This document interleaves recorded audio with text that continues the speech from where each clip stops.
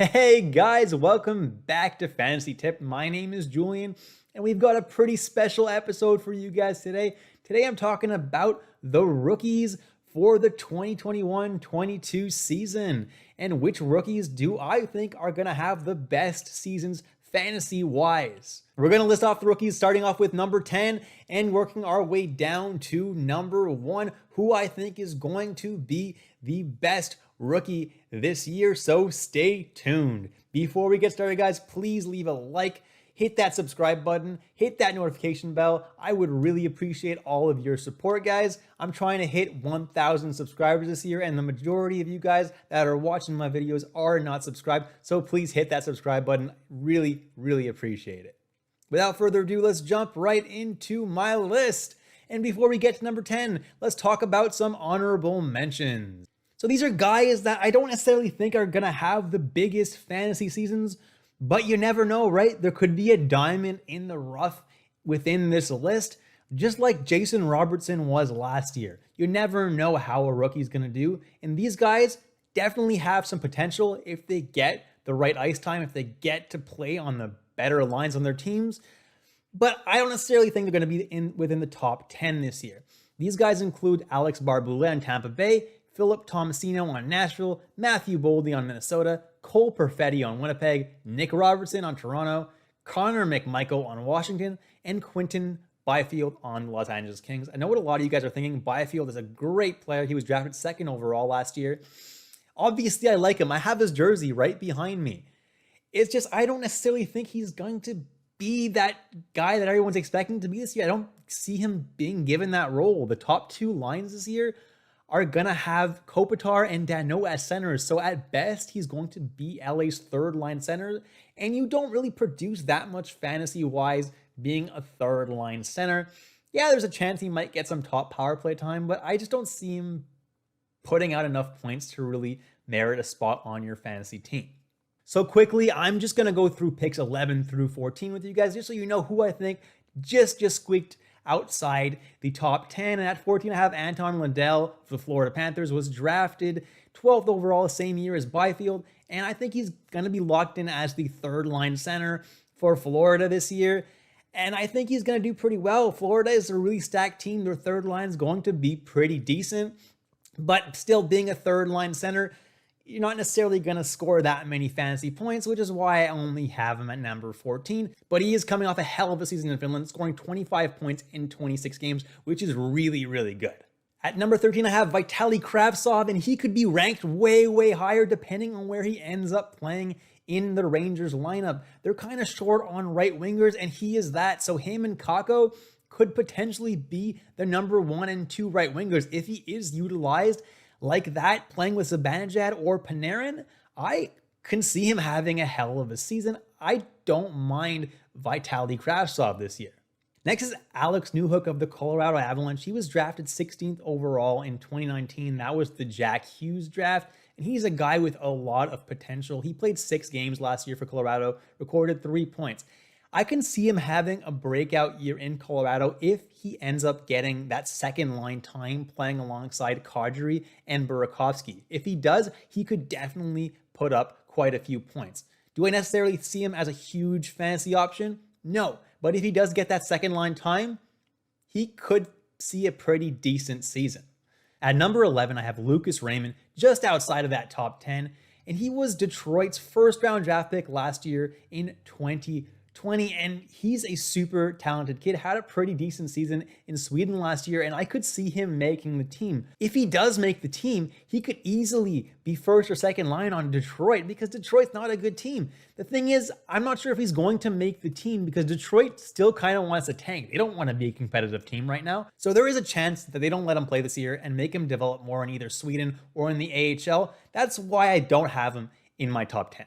Jumping into number 10 of our top 10 rookies, and I've got Vasily Podkolzin, who's currently being drafted on average at 175 in leagues.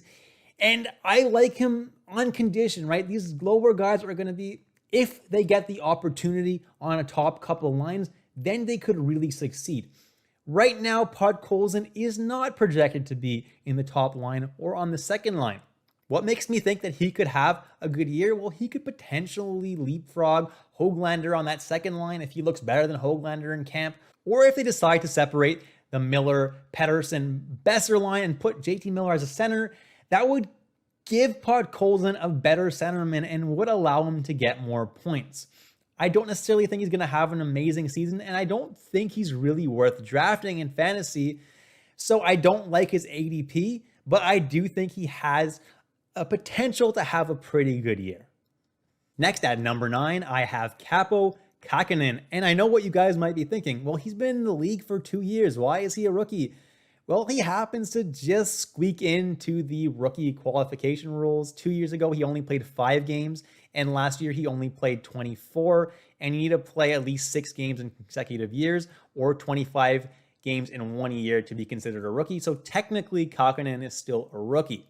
I can see him having a really, really great season if Talbot gets injured. And it's kind of a crappy thing to say, but Minnesota's not going to give him enough opportunities to really shine this year and win the Calder unless Talbot gets injured. I do think Kähkönen's a really good goalie, and I don't think that you should draft him in fantasy this year because I don't think he's going to get enough opportunities. But if Talbot goes down with injury, oh boy, do I ever love Kähkönen this year. Next on my list, guys, is Jamie Drysdale. And last year, he played 24 games, got 8 points, was a minus 12. Keep in mind, guys, he would not have played in the NHL last year had all the other leagues actually been up and running. So don't really look into those numbers as like telling. However, he's currently being drafted around 161, and that's just way too early for me.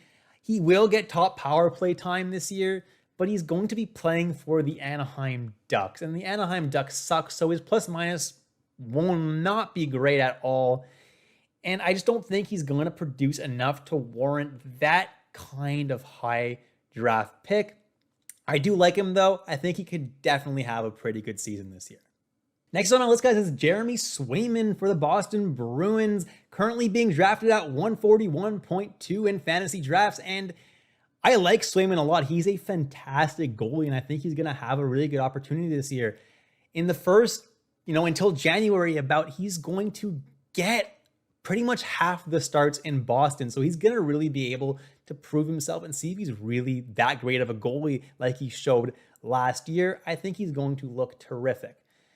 The reason I only have him ranked at number 7 is because once Tuukka Rask comes back in January-ish, I don't really know how many games he's going to get because they paid Ullmark big money. And are they going to still play Swayman? Are they going to play Rask? What's going to go on there? I don't really love it. And that's why I'm not going to draft any Bruins goalie this year in fantasy because it's kind of a hazy situation.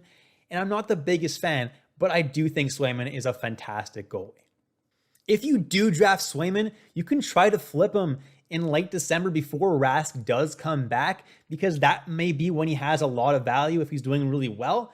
That might be a decent play if someone doesn't know in your league that Rask is coming back. So that might be an option as well. Jumping into number 6 on my list, and this is where my list gets interesting. I have Shane Pinto at number 6. And I think a lot of people are sleeping on the Senators in general and on Shane Pinto. Pinto's pretty much locked in to be Ottawa's second line center this year alongside Connor Brown and Tim Stützle. Those line mates are also pretty good. Shane Pinto last year in 12 games got 7 points. I think Shane Pinto has a real chance to do some damage this year. I think he's going to look really, really good and makes for a great, and I say a great sleeper pick in the last pick of your draft. I think he's going to have a very good year. At number 5 on my list, I have Moritz Seider, who's currently being drafted at 167.8 on average. And that's around the area where guys like Duncan Keith, Mike Riley, and Brandon Carlo are being drafted. Those guys have no fantasy relevance at all. Moritz Seider is a rookie, yes, but he's going to probably get top power play on Detroit this year. I understand that rookies take a little bit longer to develop, but at that range, there's pretty much no risk at all in drafting him. This guy is probably going to have an amazing season. It may sound crazy to say, but this guy is insanely talented. I can't see him doing badly. Last year in Sweden, he had 28 points in 41 games, which is crazy for a defenseman his age. This guy is going to be an absolute stud in the NHL in the future, and I think he starts off this year really strongly. At number 4, I have Marco Rossi, who currently does not have an ADP. Yahoo has ranked him at 234 best player, and I'm really high on Marco Rossi. He probably would have made Minnesota's team last year had it not been for COVID. Poor guy, he suffered through a really bad COVID scare the entire year, kept him out. He was really hit hard by COVID. I'm happy he made it through. He's looking healthy now. And Minnesota, guess what? The only good centerman they have is Eriksson Ek. Eriksson Ek is going to be on that third line with Foligno and Greenway. Meanwhile, on the top line with Kaprizov and Zuccarello, they were using Victor Rask last year. That's actually laughable. Victor Rask is not a first-line center. He's barely a third or fourth line center, okay? Marco Rossi has pretty much, if he makes a team, almost a guaranteed spot on the top line or a second line at least. With Kaprizov and Zuccarello, how could this guy do badly? He has a perfect shot to succeed, and I really like drafting him, especially as late as he's going. He could definitely have a huge breakout season.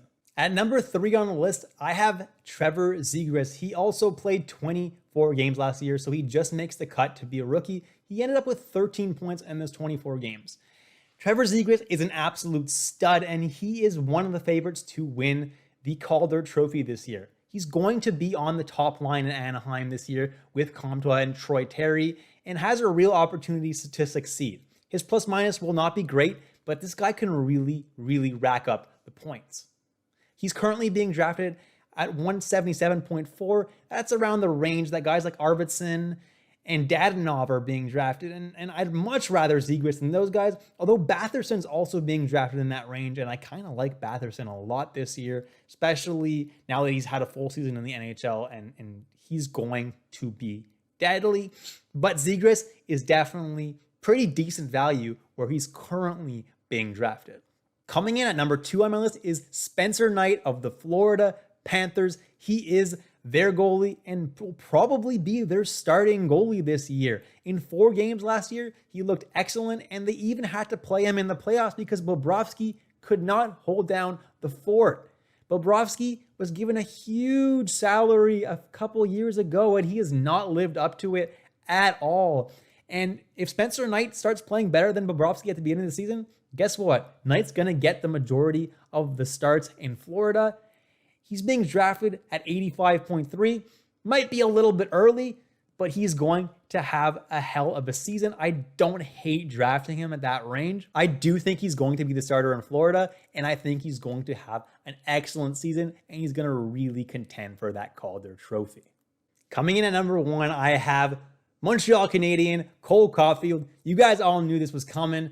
I'm a Habs fan, and I am so excited to see Caufield in action this season. In that playoff run last year, Caufield looked so good, scoring 12 points in 20 games, and he's locked in Montreal as that top line right wing with Suzuki and either Toffoli or Drouin. Doesn't really matter. He's going to get so much ice time. He's going to get so much power play time. There's no way this guy can have a bad season. Not to mention, this guy's so talented. He has a crazy nice shot, and he's speedy. He's a great all-around player. I think he's going to have a phenomenal season, and he's definitely my favorite for the Calder. He's currently being drafted at 108.0, and at that range, you cannot go wrong with him. In his range, there are definitely some steals to be had, like Sam Bennett and David Perron, but you still can't really go wrong with a guy like Cole Caufield. He is a phenomenal player, and you should not regret drafting him at all if you get him in that range. All right, guys, you've reached the end of the video. Thank you so much for watching all the way through. I envision really bright futures for a lot of these rookies that I listed on my list. Thanks so much for watching again, guys. Please leave a like, subscribe, hit that notification bell, and I'll catch you in the next episode of Fantasy Tipped.